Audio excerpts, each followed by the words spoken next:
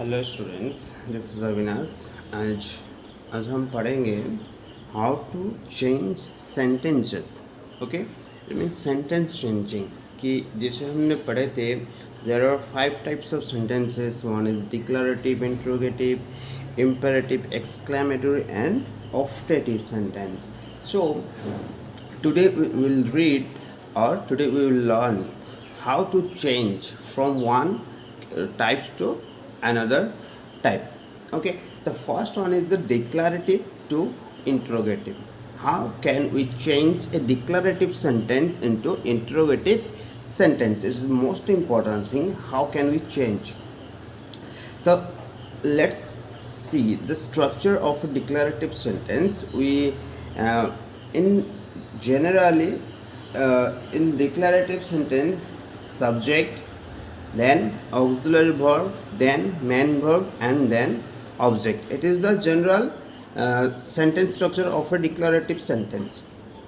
And the structure of an interrogative sentence is the auxiliary verb comes always first. Auxiliary verb, then subject, then main verb, then object, and the sentences end with an interrogative or mark or question mark. Now look at the sentence and let's learn how to change it. Look at, he is a doctor.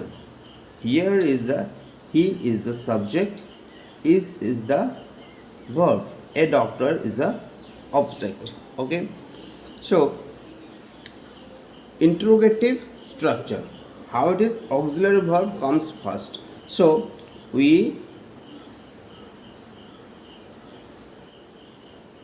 bring auxiliary verb to the first. The sentences that will be is he a doctor. Look at that. Here is the declarative sentence. Same words we use in interrogative sentence. It means that we change the declarative sentences into an interrogative sentence. Next example, Ram is reading a book. Here is the subject, here is a is the auxiliary verb or helping verb, reading is the main verb. Okay, and a book is the object. As the structure of interrogative sentence, auxiliary verb always comes first. So auxiliary verb comes first. Is Ram reading a book? Okay, now come to the third example. It is very important, you have to remember this technique. Okay, look at the Rani dances very well. Rani is the subject, dances is the verb, and very well is the complement or object. Okay, so look at here, this is dances, it means it is an action verb, or we can say it is a main verb. There is no auxiliary verb. Then what will we do? If there is no auxiliary verb, then what will we do? If there is no helping verb, we can put do, dodge, did. Okay, if a sentence has no auxiliary verb, we can bring or we can add the form of do. It means do, does, did as the main verb form. जैसे main verb का form रहेगा, ठीक है, उसी तरह हम do का form लगाएंगे. जैसे यहाँ पर dances, ये s form में है, तो हम do का s form लगाएंगे dodge. तो ये होगा कैसे? तो हम पहला हेल्पिंग वर्ब, तो यहाँ पर पहले हम लाएंगे डॉज. अगर यहाँ पर डांस्ड होता, ये पास्ट टेंस में होता, तो हम यहाँ पर डू का पास्ट टेंस लगाते डिड. यहाँ अगर डांस सिर्फ होता, बेस होता, तो हम यहाँ पर ओनली डू लगाते. ठीक है, ये मेन वर्ब के हिसाब से हम यहाँ पर उसका फॉर्म चेंज करते हैं. मेन वर्ब का जो फॉर्म होता है, डू का भी वही फॉर्म हम लगाते हैं. तो डॉज, उसके बाद सब्जेक्ट डॉज रानी। यहाँ पर क्योंकि डांसेस का हमने एस फॉर्म तो इसको दे दिया तो ये खाली रह गया। बेस रानी सॉरी डॉज रानी डांस वेरी वेल। ठीक है, उसी तरह अगर यहाँ पर डांस्ड होता है तो did Rani dance very well, क्योंकि हमेशा ये बेस फॉर्म में चले आते हैं क्योंकि हमने इसका फॉर्म तो इसको दे दिया, डू को दे दिया है ना, तो ये हमेशा यही होता है। Okay, for WH question, WH word लगाकर क्वेश्चन मैंने आपको इंटरोगेटिव का 3-4 बताए थे। तो for WH questions we use for to ask about places we use where, to ask about a thing we use what or which, to ask about the person we can use who, whom or whose, to ask about the time we use when. These WH words are used to ask about something on something topic. Okay, to place, to about a place where are you going. Okay, thing to ask about a thing what or which, person for person, who, whom, whose, for time when. Look at the structure. Structure is same as yes no type questions. Okay, WH comes first, WH word comes first, then auxiliary verb, then subject, then main verb, then object. Okay, clear it? Next, look at the example. I get up early in the morning. I get up early in the morning. Early in the morning. In the morning, it means it is about time. So, which WH word will we use? We use when. When auxiliary verb, there is no auxiliary verb, so we add do. When do I change this into you, because you can't ask a question to you. अपने आप को तो कोई सवाल नहीं पूछ सकते, तो इसलिए आई हो जाता है you. When do you get up? Okay. Next, Rani is dancing on the stage. Rani is dancing on the stage. On the stage, it is about a place. So to ask the question or to get the answer of a place, we use the WH word, that is where. Where यहाँ पर helping verb है, तो यहाँ पर हम लिखे where is Rani dancing. Okay, got it? Next, declarative to exclamatory. There is a very rule.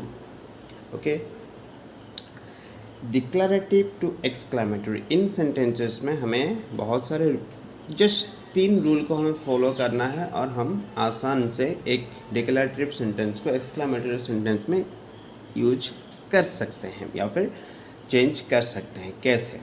Declarative sentence के जैसे मैंने बोला आपको, subject, auxiliary verb, main verb plus object, ये होता है उसका स्ट्रक्चर. एक्सक्लेमेटरी सेंटेंस करने के लिए हमें ये 3 चीज़ों का ख्याल रखना पड़ेगा. ये 3 चीज़ें हमें याद करना पड़ेगा. क्या है? यूज, मतलब first step is use, then remove, then place change. ठीक है, 3 यूज करना है, रिमूव करना है और आपको प्लेस चेंज करना है. तो क्या रिमूव करना है, क्या यूज करना है, देखते हैं इसको. Look at it. कोई भी डिक्लेरेटिव सेंटेंस हो, हमें यूज करना है क्या? हाउ या फिर व्हाट. ठीक है, जब कोई सेंटेंस में ए या फिर एन रहेगा तो उसमें हम व्हाट यूज करेंगे, और अगर नहीं है तो हम हाउ यूज करेंगे. Got it? ये हमें यूज करना है, हाउ या फिर व्हाट. ये सेंटेंस के हमेशा फर्स्ट में रहते हैं. उसके बाद क्या है? अगर उस सेंटेंस में रिमूव करना है क्या? सो, वेरी, ये जो एडजेक्टिव को और ज़्यादा जो मॉडिफाई करता है उसको हम रिमूव करेंगे. ठीक है. उसके बाद third one is the place change. Place change क्या करना है, हमें सब्जेक्ट और वर्ब को चेंज करके ऑब्जेक्ट पार्ट में ले आना है। ठीक है, सब्जेक्ट और वर्ब को लाएंगे कहाँ, ऑब्जेक्ट पार्ट में। सो लेट्स, आपको एग्जाम्पल जब देखोगे समझ जाओगे। तो ये जो तीन है, यूज, रिमूव, एक्सचेंज, ये तीन याद रखो। ओके, उससे जानने से पहले हमें कुछ और भी जान लेना चाहिए। क्या है, we can change a declarative sentence into interrogative sentence when there is an adjective in the sentence. Interrogative में exclamation, this is exclamatory. Okay, हम एक डिक्लेरेटिव सेंटेंस को एक्सक्लेमेटरी सेंटेंस में तभी बदल सकते हैं जब वो सेंटेंस में एडजेक्टिव रहते हैं। अगर वहाँ पर एडजेक्टिव नहीं है, if there is no adjective we use interjections. अगर वहाँ पर एडजेक्टिव नहीं है तो हम इंटरजेक्शन का यूज करके उसको एक्सक्लेमेटरी सेंटेंस बना सकते हैं। ठीक है, तो एग्जांपल्स देखते हैं। The rose is very beautiful. ठीक है, इसमें हमें क्या करना है, द रोज इज, ये है सब्जेक्ट और वर्ब पार्ट। ठीक है, सब्जेक्ट प्लस वर्ब, फिर वेरी ब्यूटीफुल। ठीक है, यहाँ पर ए या फिर एन नहीं है, तो पहले हमें क्या करना है, यूज करना है। किसका यूज करेंगे, हाउ या फिर व्हाट। व्हाट तभी लगेगा जब सेंटेंस में ए या फिर एन होता है। तो यहाँ पर ए या फिर एन है ही नहीं, तो हम यूज करेंगे हाउ। ठीक है, उसके बाद क्या करेंगे, इसको रिमूव करेंगे। रिमूव कर दिया वेरी को। उसके बाद काम क्या है, ये जो सब्जेक्ट पार्ट है इसको हम ले आएंगे ऑब्जेक्ट पार्ट में। तो मतलब हमारा ये आ जाता है how beautiful. How beautiful the rose is, and then exclamation mark, how beautiful the rose is. इस तरह से हम डिक्लेरेटिव सेंटेंस को कर दिया हमने exclamatory sentence. Look at the next example. Rani is very intelligent. Same thing, ये है सब्जेक्ट पार्ट, इसको हमको रिमूव कर देना है, वेरी को रिमूव, इंटेलिजेंट, एंड यहाँ पर होगा वही how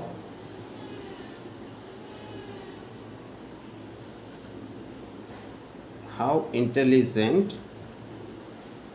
Rani is, exclamation mark.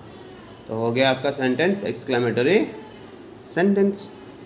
Look at here, we have won the match। we have won the match, हमने मैच जीत लिया है। यहाँ पर एडजेक्टिव है ही नहीं, तो यहाँ पर हम क्या यूज करेंगे, जैसे hurray, interjection, we have won the match। Interjection होते हैं जैसे अलाश, वाव। ठीक है, इस तरह इन जो वर्ड्स हैं इनको हम इंटरजेक्शन कहते हैं, हुरे।